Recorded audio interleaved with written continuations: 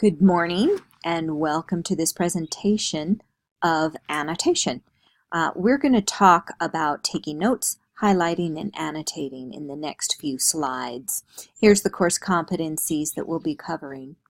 So let's get started. Taking notes really refers to what do you write down on your paper when you're reading your textbook. Annotation is taking notes within the book itself. That's really the only difference.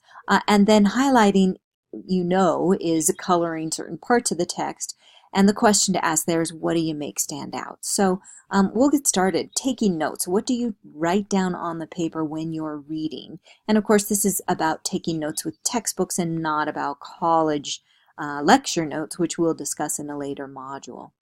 What do you write down on the paper? Well, what you can do when you take notes as you are reading your textbook is to make use of the structure.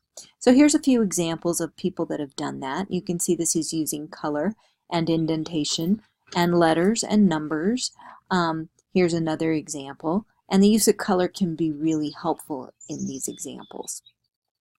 But you don't have to.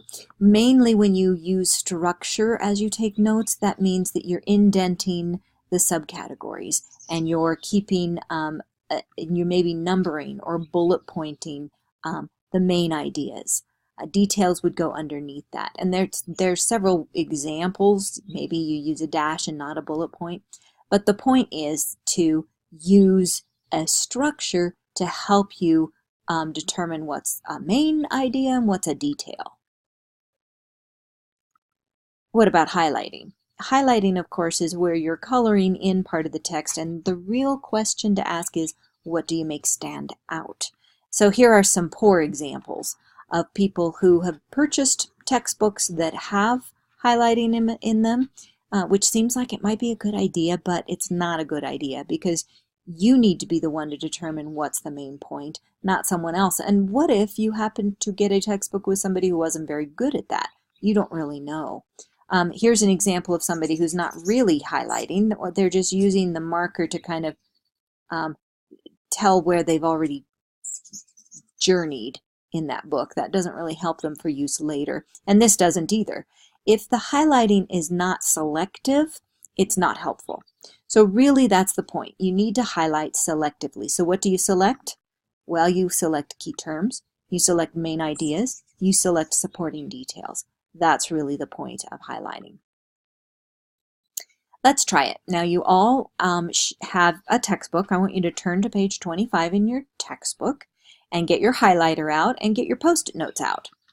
The first thing you're going to do with a pen or pencil, not a highlighter, is number these. You're going to go to page 25 and we're only doing this section. How are these crimes different? In this section there are 5 paragraphs. For example, paragraph 1 is under the first part of it, and then there's a little subheading, and there are 2 paragraphs in that subheading. And there are 2 more paragraphs in the last subheading. So within this section, we're only doing these 5 paragraphs. Don't move on to the second because I have plans for those. So you're only looking at how are these crimes different for highlighting. Once you have numbered your paragraphs, I want you to actually take paragraph 1 and highlight it. What would you highlight in that paragraph? I want you to go ahead and highlight it. I'm going to stop the film and have you highlight that, and there will be some instructions on what to do next. And then we will make another video so that you can compare yours with a model.